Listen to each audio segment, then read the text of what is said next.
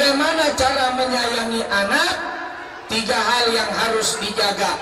Yang pertama akidahnya, imannya. Yang kedua ilmunya. Yang ketiga akhlaknya.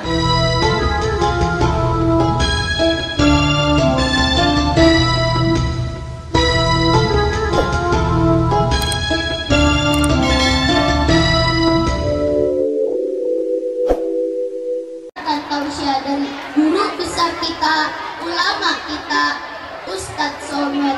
Semoga apa yang beliau sampaikan menjadi manfaat bagi kita semua.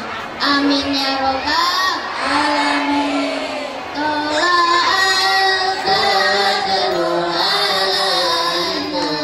Kepada Ustadz Somad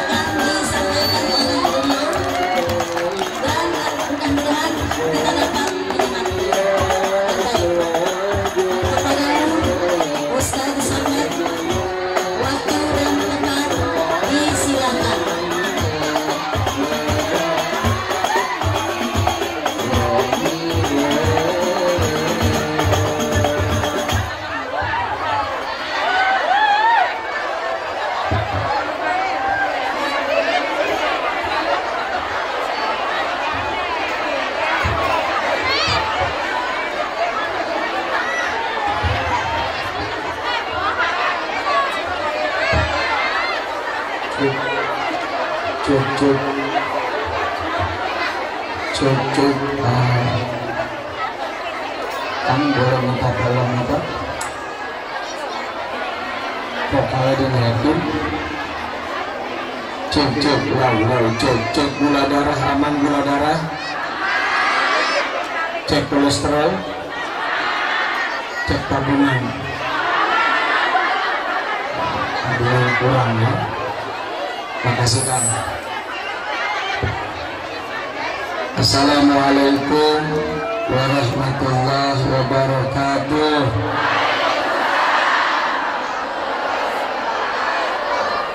Alhamdulillahi rabbil alamin. Assalatu wassalamu ala asyrafil anbiya wal mursalin sayyidina wa nabiyyina Muhammadin sallallahu alaihi wasallam wa ala alihi wa ashabihi ajma'in.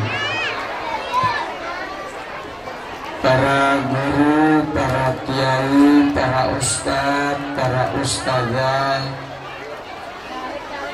yang hadir di kesempatan sore hari ini, para tokoh sesepuh aparatur pemerintah dari RT, RW, lurah, camat, kapolsek, dan ramil atau yang mewakili, istimewa untuk Ketua Yayasan Pendidikan Islam Nurul Iman beserta para dewan gurunya. Mudah-mudahan diberikan keberkahan oleh Allah semuanya. Amin. Dai cilik Dafta Ibnu Salam semoga menjadi ulama di kemudian hari. Amin. Ibu-ibu, bapak-bapak, adik-adik semua yang kumpul di sini, mudah-mudahan nanti kumpul lagi di surga. Amin ya rabbal. Alhamdulillah, hari ini kita bisa duduk menemani anak-anak kita sekolah di sini. Ya Bu ya. Mudah-mudahan nanti ibu-ibu, bapak-bapak kalau udah pada tua ditemenin duduk-duduk sama anaknya di rumah. Jangan sampai ada ibu bapak nanti kalau sudah tua dibuang ke panti jompo.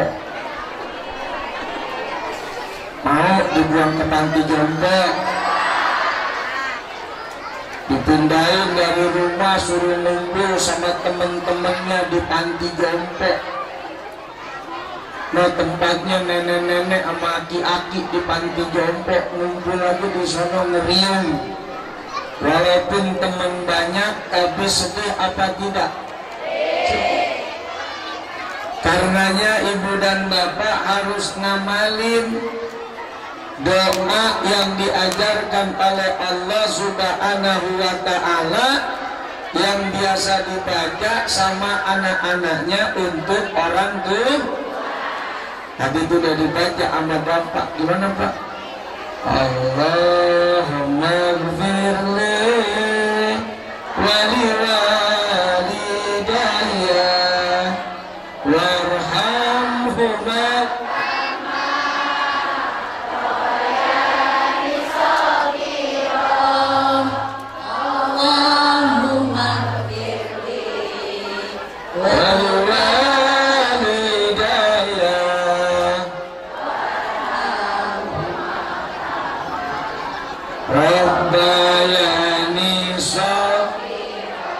Allahumma gfirli ya Allah ampunin dosaku wali walidaya dan kedua orang tua.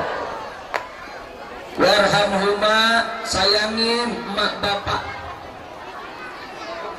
kama rabbayani shaghira sebagaimana dulu emak bapak aku menyayangiku di waktu. Pesan ini yang kadang dilupakan oleh orang tua. Mau disayang sama anak tapi nggak sayang sama anak. Mau dicintai sama anak tapi nggak cinta sama anak. Mau dijaga sama anak tapi nggak pernah ngejagain anak. Mau dilindungi oleh anak tapi tidak pernah melindungi anak. Maka pesan dari Allah, sayangi anak-anakmu agar kelak nanti engkau akan disayang oleh mereka. Betul? Bagaimana cara menyayangi anak? 3 hal yang harus dijaga. Yang pertama akidahnya, imannya. Yang kedua ilmunya. Yang ketiga akhlaknya. Ini pendidikan Nurul Iman. Ada TK-nya juga ya? Dari mulai TK terus? Ada TK-nya, Tarbiyatul Quran. Ada madrasahnya juga SD. Ada. Terus? Ada kobernya. Apa? Kelompok bermain. Oh, apa itu? PAUD. Tahu. PAUD sebelum TK. PAUD, TK, SD. Sanawiyahnya ada nggak? Belum ada. Oh udah ada. Aliyahnya langsung. Ada aliyahnya. Oh, sanawiyah nggak ada? Ada. Aliyahnya ada. Tuh, hebat kan di sini nggak pakai sanawiyah langsung aliyah.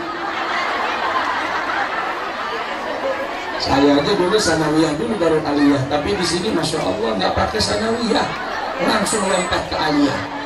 Alhamdulillah. Udah tepat, udah bagus, udah cakep. Ibu-ibu, bapak-bapak nitip anaknya di Nurul Iman. Leuwih munding.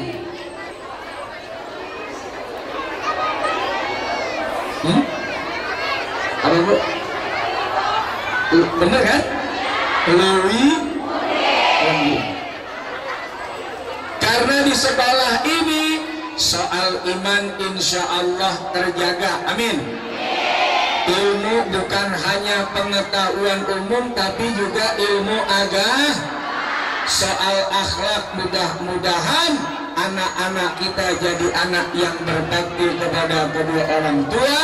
Karena dari sini sudah diajarkan bagaimana hormat kepada guru-gurunya. Kalau sama gurunya saja hormat, insya Allah sama orang tuanya lebih hormat. Tapi kalau sekolah di tempat-tempat umum belum tentu dapat agamanya. Zaman sekarang anak pada berani ame guru. Ada guru diajak berantem, ada guru digebukin ame muridnya, ada guru bahkan ditusuk berkali-kali sampai meninggal, ada guru yang diancam sama muridnya. Bagaimana ilmunya mau berkah kalau sumber ilmu yang diajarkan oleh tuan-tuan gurunya tidak pernah dihormatin? Tapi kalau nggak ada guru, siapa yang ngajarin? Sayyidina Ali saja kalau disuruh bayar satu huruf berani bayar 1000 dirham. Kalau 1 dirham berapa sekarang ya? Hah? Ada 50.000? Ada nggak? Taruhnya 50.000 ya. Kali 1000 berapa tuh? 50 juta. 1 huruf Sayyidina Ali berani bayar 50 juta. A 50 juta, B 50 juta, C 50 juta. Belum sampai D udah bangkrut ibu-ibu. Iya, kalau suruh bayar 50 juta per huruf baru sampai B berhenti udah. Nggak ada ejaan I, N ini dibaca ini 150 juta itu. Bukan, udah nggak ada yang sekolah. Artinya Sayyidina Ali ingin menggambarkan betapa pentingnya sosok seorang guru di tengah-tengah murid yang sedang belajar ilmu pengetahuan. Nih bu-ibu, PR nih, PR ya. Sekarang ini guru hampir-hampir kehilangan jati diri. Tugas guru mengajar dan mendidik. Sekarang guru mendidik murid banyak yang takut. Betul nggak? Kalau mengajar semua guru pada bisa, orang pinter. Ayo anak-anak hafalkan surat ini, surat itu, besok disetor. Ayo anak-anak buka halaman 5 sampai 10. Ayo anak-anak dicatat ulang apa yang Bapak catat di papan tulis. Ayo anak-anak hafalin tuh lembaran 200 sampai 250. Modar lu. Kalau ngapalin tuh 50 halaman. Kalau cuma ngejar kurikulum, guru hebat. Tapi guru yang punya tugas mendidik sekarang banyak yang takut. Tahu mendidik apa? Reward and punishment. Kalau muridnya pintar berprestasi, diberikan hadiah. Kalau muridnya bandel nakal, diberikan hukum. Banyak guru yang takut ngasih hukuman. Zaman dulu saya sekolah, tuh kalau ada murid kukunya panjang, guru nggak segan-segan ambil kemoceng. Kemoceng yang bulu ayam ada di bambu buat ngelap kaca nako. Ada murid nakal disabet, capret.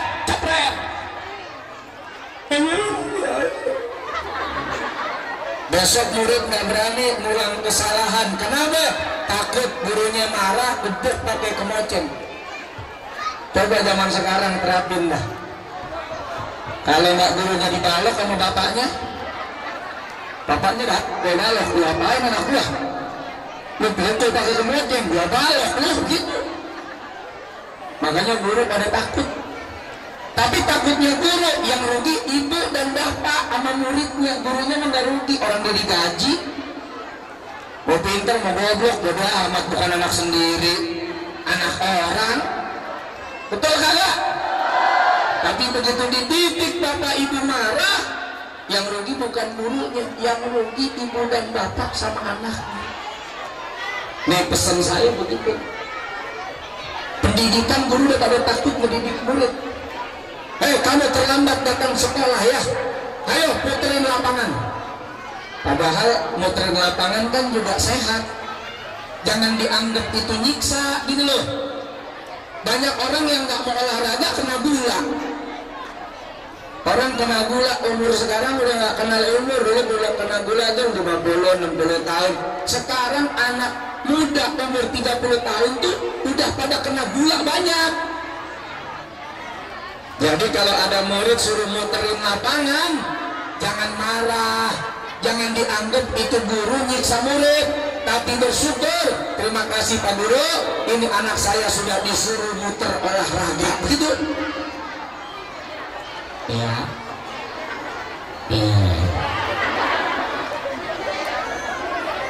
Dulu begitu saya kalau terlibat muter. Kita kalau mikirnya nyiksa, puasa juga kita anggap siksaan itu. Coba siapa yang kuat nggak sarapan pagi, ayo. Orang nggak sarapan pagi lapar nggak? Tapi begitu puasa sampai maghrib kuat. Kenapa? Ada mindset yang berbeda. Kalau puasa kita anggap, kita yakin ini ibadah perintah Allah. Biarpun nahan lapar dari mulai subuh sampai maghrib kuat. Tapi kalau nggak lagi bulan puasa, kita nggak makan, mikirnya apa? Wah lapar nih, kesiksa dah, kena mah dah, asam lambung dah, begitu. Jadi pola pikir itu mempengaruhi keadaan. Oh ya Bu ya. Panas ya. Sama kayak juga kepanasan. Bu, saya nggak tahu zaman sekarang guru masih ada nggak yang berani beri hukum atau sanksi pada muridnya dengan angkat kaki. Masih ada nggak? Iya udah nggak ada. Dulu nggak ngerjain PR, PR-nya salah, angkat kaki. Malah kadang-kadang megang kuping gitu. Ya, zaman dulu ya. Sekarang guru nggak berani. Makanya wajar banyak murid yang kurang ajar sama gurunya. Kenapa? Karena dianggap tidak lagi memiliki kekuatan untuk mendidik. Sehingga banyak murid yang terlampau atau melampaui batas sikapnya kepada guru. Dulu saya waktu di pesantren, sekarang pesantren aja mungkin belum tentu berani nerapin hal-hal yang dulu pernah dilakukan. Makanya tuh di pesantren sekarang ya Bapak, kalau masuk sekolah anaknya tuh suruh tanda tangan. Benar, tanda tangan, jangan marah kalau anaknya dibotakin. Zaman dulu kita kalau dibotakin bukan botak polos gratis, dipitak-pitak. Saya kalau udah kabur nih keluar, ketangkep nih sama kiai, udah taruh di lapangan, dijemur. Tulis, saya kabur dari pesantren, dijemur. Botak, pret. Di depan cewek-cewek kan banyak tuh di asrama. Udah sedadah biasa. Ya daripada gue malu, yang mendingan agak gila. Begini aja udah perempuan pada pada teriak, sedadah gue nih biasa. Ini pala udah pitak semua di rambut. Dulu datang Kismul Am keamanan. Bawa ember, isinya air apa? Air kotoran bebek. Dulu begitu, diambil kotoran bebek disiram. Coba zaman sekarang kalau nggak pelanggaran HAM, lu lempar tai bebek ke anak gue lo, begitu. Lu ngamuk bapak emak lu. Sekarang aja pesantren belum berani, zaman dulu mah masya Allah. Ngejeler aja sekarang nih, marah kita anak kita dijeler. Dulu waktu saya di pesantren itu bukan cuma jeler, digampar, keterlaluan batung, apalagi masuk ke asrama perempuan, dibawa ke lapangan, digampar, dilepak. Tapi dulu anak-anak pesantren tuh hebatnya, kalau digambar kiai pada seneng. Alhamdulillah digambarin berkah, berkah, berkah. Dulu ada teman saya namanya Abdul Karim jadi anggota dewan. Ingat banget dulu dia digambar sama kiai. Saya ledekin, ya Allah, tahu begitu malam mending minta diinjak-injak sama kiai. Kali jadi presiden loh. Jadi gampang jadi anggota dewan, lo diinjak jadi mampus. Itu mindsetnya begitu. Artinya apa? Guru nyubit, guru mukul, guru jewer itu bukan karena benci, karena sayang. Yang nggak mungkin juga guru ambil balok segede alaihim terus anak ibu digedok sampai patah tulang. Itu guru gila namanya. Tapi kalau cuman dijewer, disentil, itu tanda sayang. Nah, jadi urusan akhlak itu pada hakikatnya harusnya sudah diajarkan sejak dini. Lewat apa?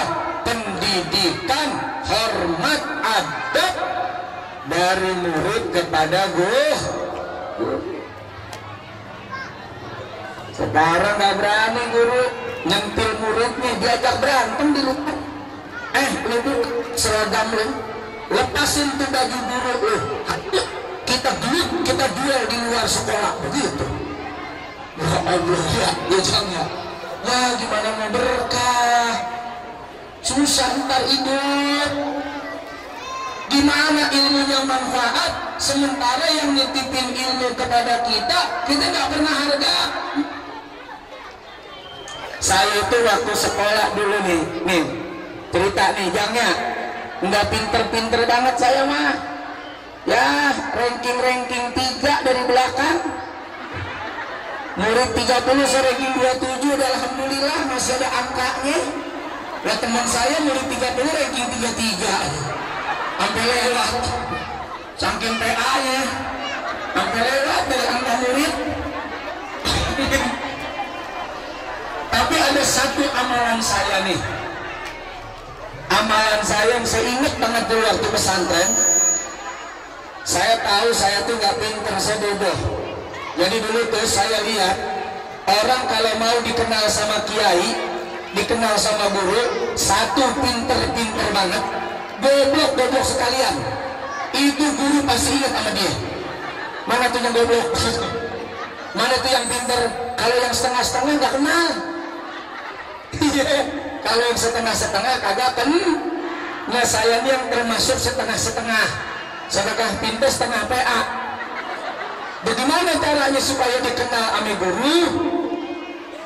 Tiap jam 10 malam habis mutolaah belajar bareng, saya selalu nongkrong di masjid. Karena setiap setengah biasanya kiai itu datang ke masjid sambil rebahan.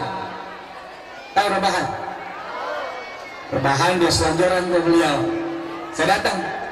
Ngapain tuh saya? Saya mijitin kakinya, saya mijitin tangannya. Apa yang saya harap dari beliau? Doa. Beliau nggak kenal saya, tapi kalau saya pijitin masa nggak didoain sih? Udah kagak ngasih duit, ngasih doa juga kan gitu. Saya mijitin, kiai seneng, masa sih nggak didoain? Yakin saya didoain sama beliau. Saya pijitin sampai beliau ketiduran. Setelah ketiduran dirasa 1 jam 2 jam, saya bangunin. Bah, udah tengah malam, abah mau lanjut di masjid apa abah mau pulang ke rumah? Hampir tiap malam begitu tuh saya kerjain. Ya alhamdulillah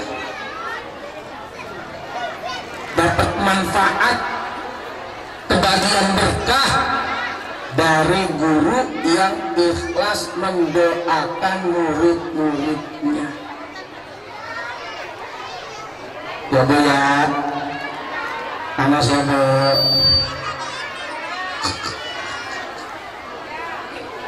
Ibu enak panas masih ngepas. Kalau saya panas apa yang ngepas ini? Enggak, bercanda Bu. Mana orang kesono?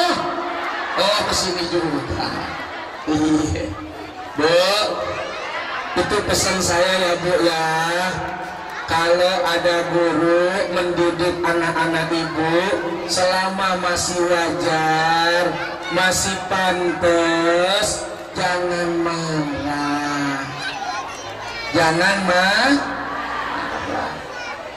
Contoh deh emak-emak kita dulu, bapak-bapak kita gimana sih kalau ngajarin kita nih anak-anaknya nih?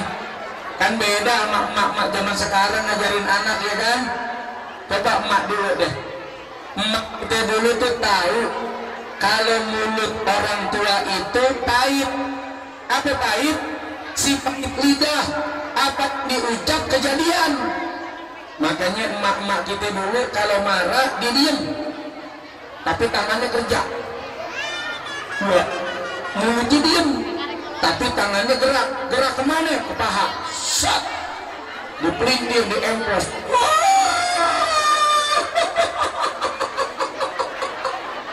Ampun gak? Ampun mah, ampun gak? Udah minta ampun berkali-kali masih ditanya aja. Ampun, ampun mah, ampun gak? Ampun. Bangkah hitam. Apa anak marah? Enggak. Anak takut dengan orang tua.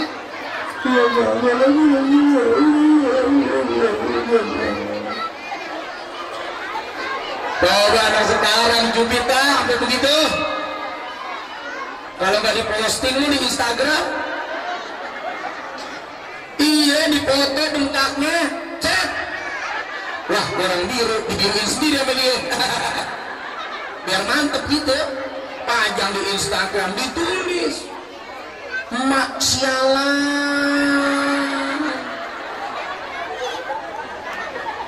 nyubitin anak sampai bengkak. Temen anaknya komen mak setan kali. Komen lagi dia rasa bukan emak kandung. Punya emak begitu mah tinggalin aja. Kenapa nggak lu lawan? Mak lampir amit-amit. Ya Allah. Habis emaknya dicaci maki. Satu Facebook, satu Instagram, anaknya ketawakan BA. Tuh alhamdulillah gue dibelain sama orang. Tuh kan lihat kelakuan mak gue pasti salah. Tuh buktinya banyak orang yang nyaci maki. Bego loh. Mak lu dicaci maki udah enggak. Udah miring. Ini mohon maaf saya ngomong agak penting begini karena fenomenanya di begitu. Banyak anak yang durhaka bahkan sampai tingkat penganiayaan kepada orang tua. Betul nggak? Kalau dulu orang durhaka paling disuruh nggak mau, diem. Emaknya datang ngomel jewer dia berangkat. Sekarang bukan cuma mulutnya yang nolak, tapi cacian dan makian, bahkan anak berani ngusir orang tua dari rumah. Dulu anak paling takut diusir sama orang tua, sekarang orang tua pada takut diusir anak. Lu kenapa nggak omelin anak lu? Nah enak, orang dia yang cari duit, gue tinggal di rumahnya. Kalau gue diusir gue tinggal di mana? Begitu. Udah takut orang tua sekarang marah sama anak, takut anaknya marah balik. Jangankan guru, ibu bapak aja udah gak sanggup hari gini buat ngedidik anak, gak sanggup. Makanya kata Imam Syafi'i, akhir zaman nanti orang lebih seneng kambing daripada anak sendiri. Kambing diajarin ngerti, ayo mbak jalan, kambing rombongan pada nurut, lurus-lurus, belok-belok, nyebrang-nyebrang. Kambing ngajarin gampang. Bapak ibu lebih senang miara kambing. Nggak pulang dicari, mana si bandot? Bandot belum pulang. Cariin si bandot. Anak nggak pulang 3 hari, biarin udah gede. Ntar lapar pulang sendiri. Biarin udah gede. paling ke rumah temennya, biarin udah gede, duit habis juga minta pulang ke rumah. Tuh, kambing lebih berharga daripada anak sendiri. Makanya lihat kiai-kiai kita, guru-guru kita yang punya pesantren-pesantren gede. Di Jawa Timur banyak tuh pesantren-pesantren gede, Jawa Barat banyak. Rata-rata itu kiai walaupun pesantrennya gede, banyak melahirkan murid-muridnya yang jadi kiai juga, tapi urusan ngajarin anak dititipin ke rumah temennya, dititipin ke pesantren sahabatnya, nggak sanggup ngajarin anak sendiri. Bener kagak? Padahal bapaknya kiai besar, tapi ngurusin anak dititipin ke orang, dititipin ke temennya. Padahal bapaknya banyak melahirkan kiai-kiai besar, tapi untuk anaknya dia nggak bisa. Kenapa? Ada beban darah. Ya, diomelin, maknya ngambek tuh nih. Kalau udah ngambek gue disetep deh, mana musim hujan. Kalau udah disetep pusing kepala gue. Nah sekarang saya aja punya anak, ngomel dikit sama anak, bini saya ngamuk. Jangan galak-galak sama anak gitu. Emang gak tahu capeknya melahirkan? Begitu kata dia. Lah saya jawab, emang situ kagak tahu bagaimana capeknya nahanin? Begitu saya bilang.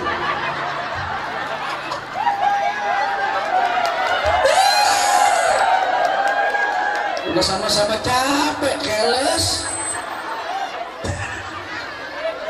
Ngambek maknya, nggak boleh saya ngomong keras dikit, marah dia. Dia langsung ingat bagaimana susahnya ngelahirin, bagaimana susahnya ngejagain, bagaimana susahnya merawat, ngasih susu. Ya Allah,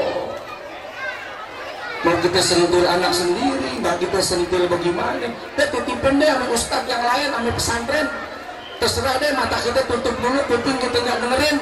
Yang penting dijagain, kita yakin anak kita dididik dengan benar. Dulu saya waktu digebuk sama saya punya guru namanya Ustadz Mubarok, nggak tahajud, itu yang namanya selang, tau selang nggak? Selang air diisiin sama apa tuh? Semen.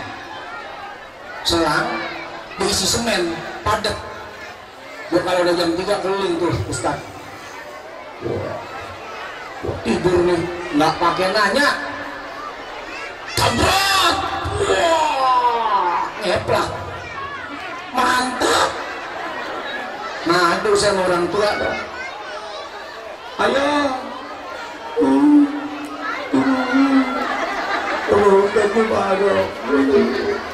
kenapa dipukul?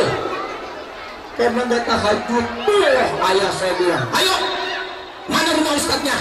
Anterin saya. Wah, saya gembira. Wah, digampar ustadznya. Asik, asik, ya enggak? Namanya anak-anak kan demen lihat bapaknya berantem. Zaman dulu asik berantem nih, dibelain dia asik.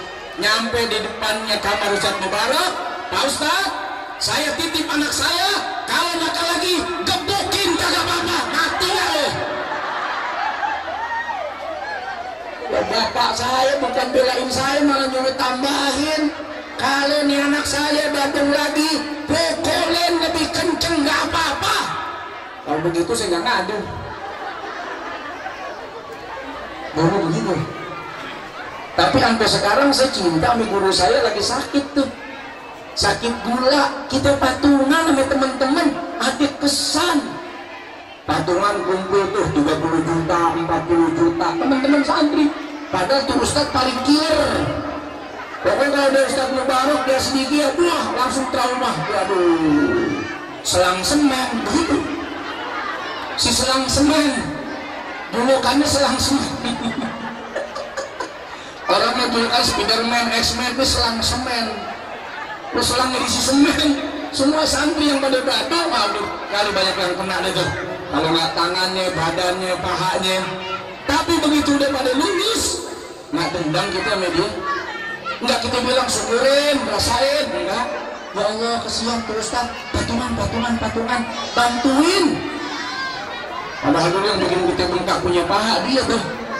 Tapi berkesan. Kenapa? Pendidikannya yang bikin kita hidup jadi begini. jadi tertib, jadi disiplin, jadi penuh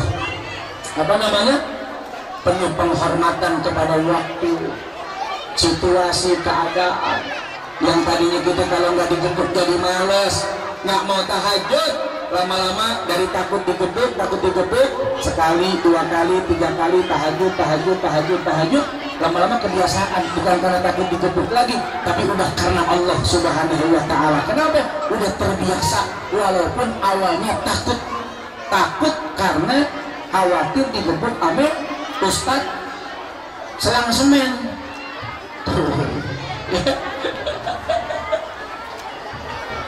Jam 3 lewat nih. Udahan ya? Hah? Sampai jam berapa?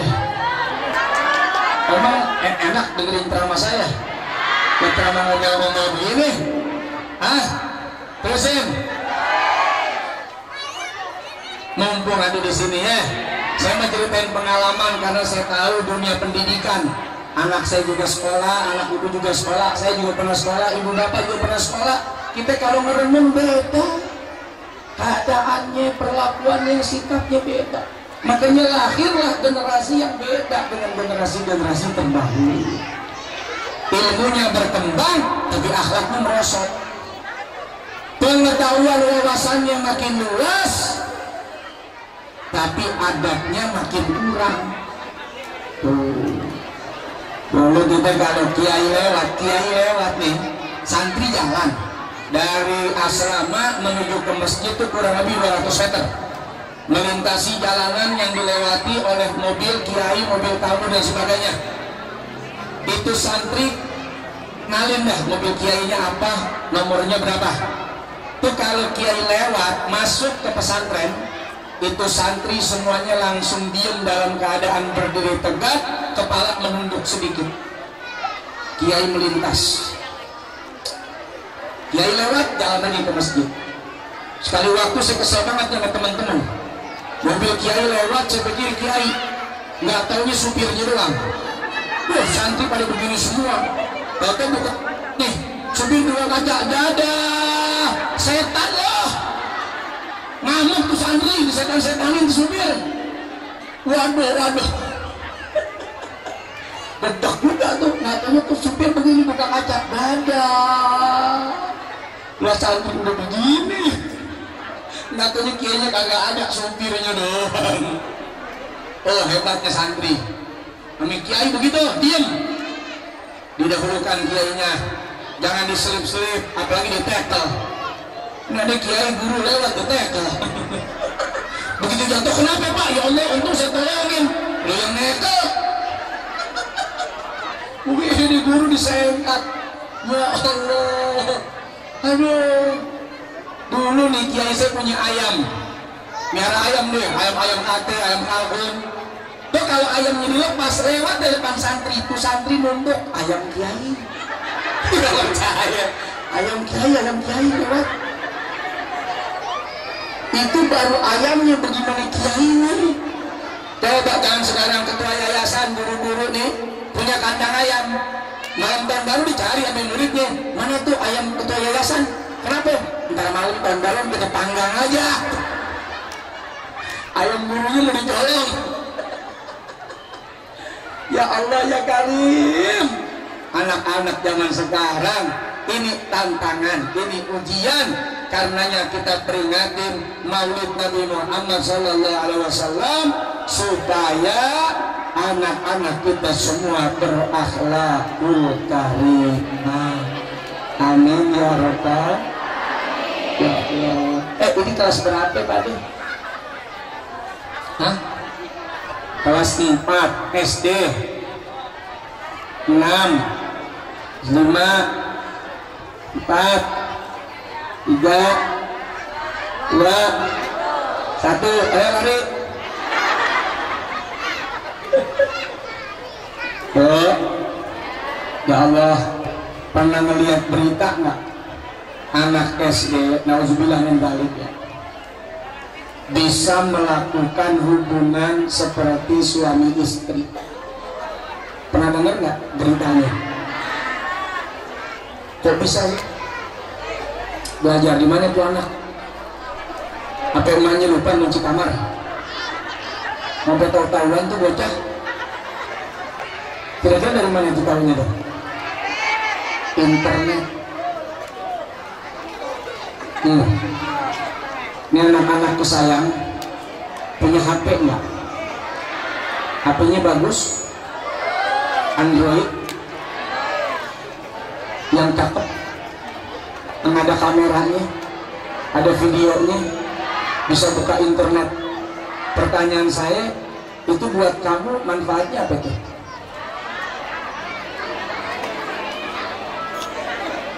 Main TikTok. Anak SD pada kesurupan, entah apa. Sama bini sini gitu, kesurupan juga. Saya ikut-ikutan di belakang kesurupan ya. Sama udah, ya Allah.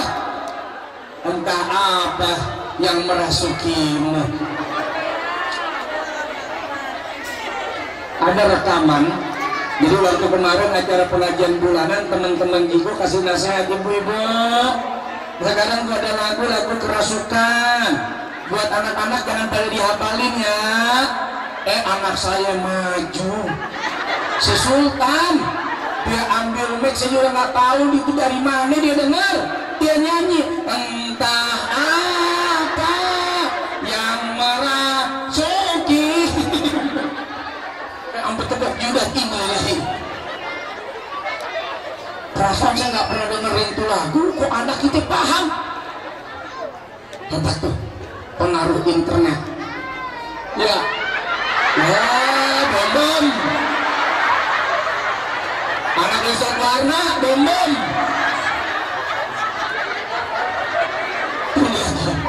Baru kita bilangin dia nyanyi, entah apa. Pengaruh internet, pengaruh saya aja terpengaruh.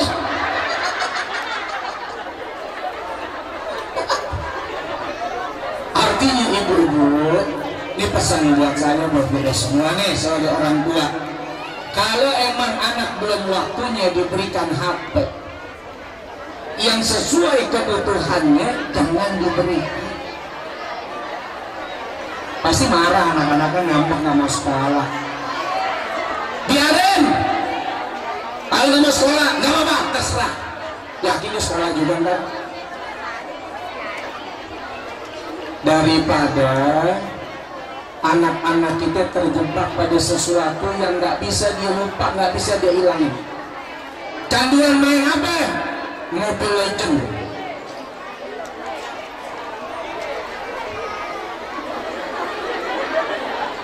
Sampai ada anak begini, nggak ada apa itu begini aja. Sambil terbiasanya. Terus main apa lagi? PUBG, PUBG.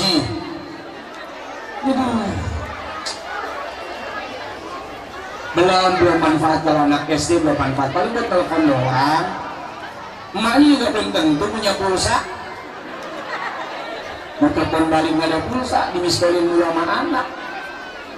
Iya, pakai miskol, minta telepon balik, nyari yang gratisan jamnya. Beliin aja HP yang keypadnya pada rontok. Itu kan ada tuh HP yang kecil tuh, yang keypadnya udah pada rontok. Kasiannya tuh bocah, lu buat apa sih? Buat telepon, nih cukup buat lu telepon beginian. Iya, jangan kasih yang bagus-bagus. Kementerian apa namanya tuh? Apa sih kementerian apa sih tuh yang ngatur-ngatur internet? Menkom Info. Saya duduk boleh ya? Menkom Info itu berjuang mau berjuang. Tapi Menkom Info sama anak-anak kita pinteran anak-anak kita. Dia blokir diskus dang. Anak kita udah tahu tuh kuncian pembukanya. Ya, iya gitu. Ada pembukanya dan anak-anak tuh lebih paham. Situs diblokir, pembuka blokiran situs ada. Dan biasanya anak-anak remaja saling ngasih info. Ya, lu bisa kebuka tuh yang dari Jepang tuh videonya. Apaan sih situsnya? Kalau gue mah nggak bisa kebuka, emang lu bisa? Bisa. Gimana caranya? Nih lu download, lu download. Lu download nih, namanya begini. Saling ngasih info, ya bener kagak? Bener kagak? Lu diam aja ya. Menkominfo berjuang kerja, tapi ya kalah sama kita ini yang pada jadi netizen. Artinya apa? Sekarang perjuangan ibu-ibu ini berat. Awasin tuh ada anak-anaknya, passwordnya dicek, jangan sampai itu kalah. Kok nggak bisa dibuka nak? Error mah error. Padahal itu di passwordin sama dia. Tapi nyengeng tuh kan mak, emak sih error ini pencet ya. Padahal itu dikasih pas, dikadal-kadalin. Hati-hati. Mana mah nggak ada kok, katanya disimpan. Di apa? Di satu aplikasi yang menyembunyikan video dan foto. Ya nggak? Ya. Iya, punya dia. Nah ini berdasarkan pengalaman teman-teman hadroh. Ya, pengalaman itu.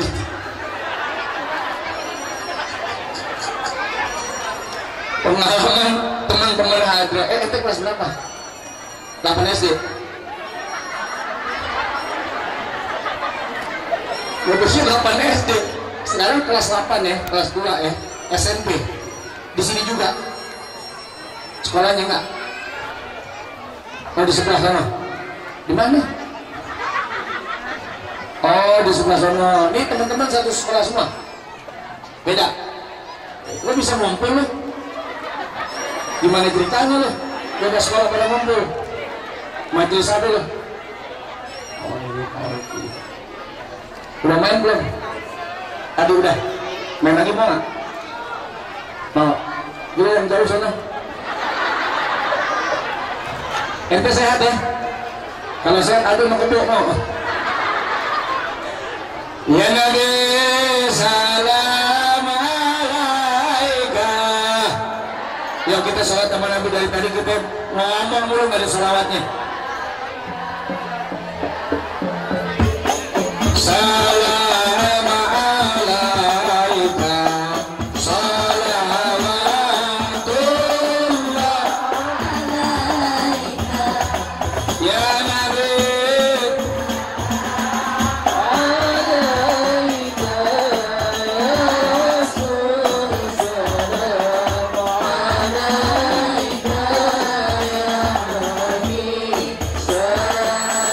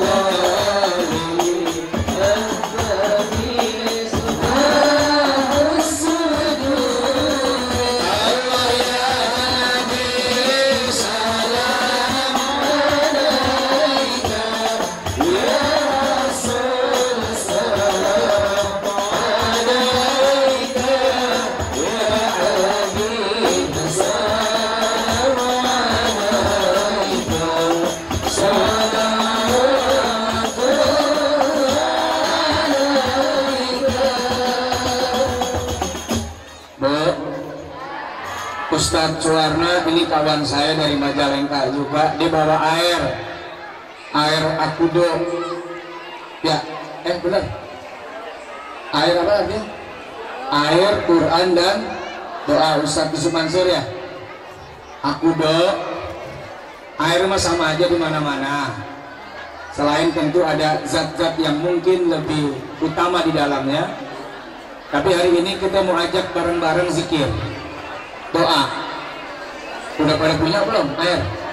Oh, bagus nanya lu, kan lu yang bawa. Udah pada punya belum? Oh, udah pada punya. Ustaz Warna. Kalau yang belum beli di mana? Oh, ngacung mau dianterin. Tuh ada yang mau beli 500, anterin ke Papua atau ya, yang mau beliau nanti akan antar ke tengah-tengah itu. Siapa yang mau? Hah?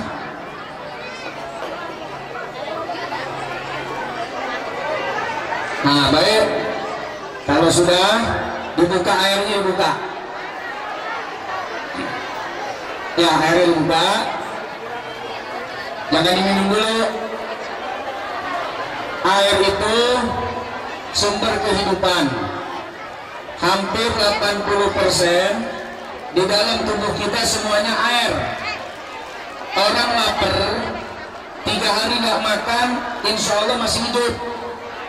Tapi orang nggak minum 2 hari bisa mati. Makanya di padang pasir itu yang dicari bukan makanan. Ada warteg nggak di sini? Nggak ada. Air mana air? Air. Ada usulan namanya apa tuh? Apa yang kelihatannya kayak air apa? Fata Morgana. Lari, katanya bukan air, hanya bayangan-bayangan percikan sinar-sinar matahari yang memantul di padang pasir. Orang butuh air. Nah, air ini dulu kalau kiai-kiai guru-guru kita ada yang sakit, semuanya sama dibawain air, didoain. Sakit apa? Anak saya Pak, meriang Pak Kiai. Sembuh. Pak, Pak Kiai, ini tetangga saya ada yang kesurupan. Ayo sini. Sembuh. Pak Kiai, ini bini saya ngamuk mulu. Wah, ini emang gak sembuh. Pakai air. Bawa ke pasar beli emas sehat. Nggak mempan sama air. Ya, jadi air itu Masya Allah. Sampai-sampai di Jepang itu ada peneliti namanya Masaru Emoto. Tuh, Profesor Masaru Emoto meneliti air bahwa air itu kalau diucapkan sesuatu maka akan bereaksi. Kalau kalimatnya bagus, bentuknya kayak intan permata, dibacain doa makin mantap itu bentuknya.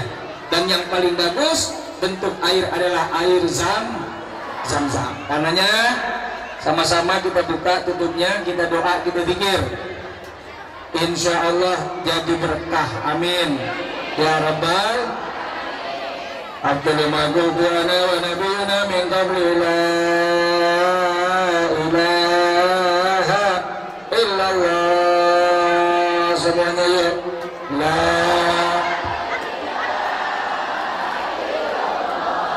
La ilaha illallah. La ilaha illallah.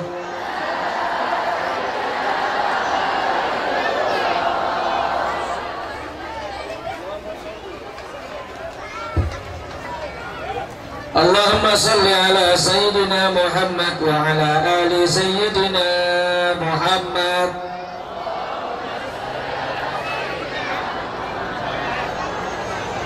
Allahumma salli ala Sayyidina Muhammad wa ala ali Sayyidina Muhammad.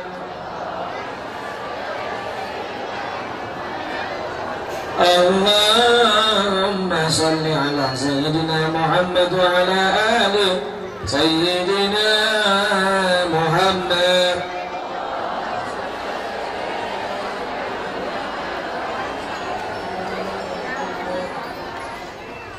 Bijatil qabul wa rasul wa tamami kulli salwa ila hadratil rasul wa bi syifa syifaan adil sabqa.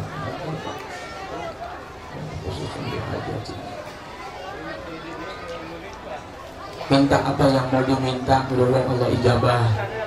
Semoga air yang kita minum ini jadi kebaikan, jadi penyemangat ibadah, jadi obat buat yang sakit, jadi penguat buat yang lemah, jadi kekuatan untuk ibadah kita. Al-Fatihah. A'udzubillahi minasyaitonir rajim. Bismillahirrahmanirrahim. Alhamdulillahirabbil alamin.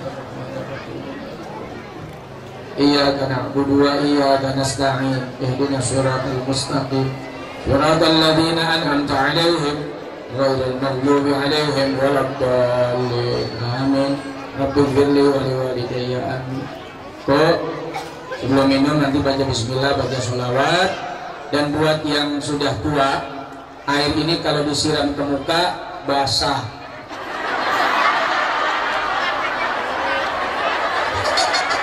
Harap muda lagi. Oh, ngapain lama-lama di dunia udah tuh. Berharap jadi muda lagi. Ya agak. Makasih banyak, maafin saya ya kalau ada hal-hal yang dirasa kurang berkenan, ucapan-ucapan yang dirasa tidak baik. Mohon dibukakan pintu maaf yang seluas-luasnya. Sampai jumpa 2 bulan akan datang. Dan buat ketua yayasan beserta dengan keluarga besar, saya undur diri pamit karena maghrib ditunggu acara di Karawang. Terima kasih. Saya langsung pamit. Hati-hati duduk di jalan, jangan sampai ada yang kenapa-kenapa karena ini jalannya sempit ya. Terima kasih. Wassalamualaikum warahmatullahi wabarakatuh.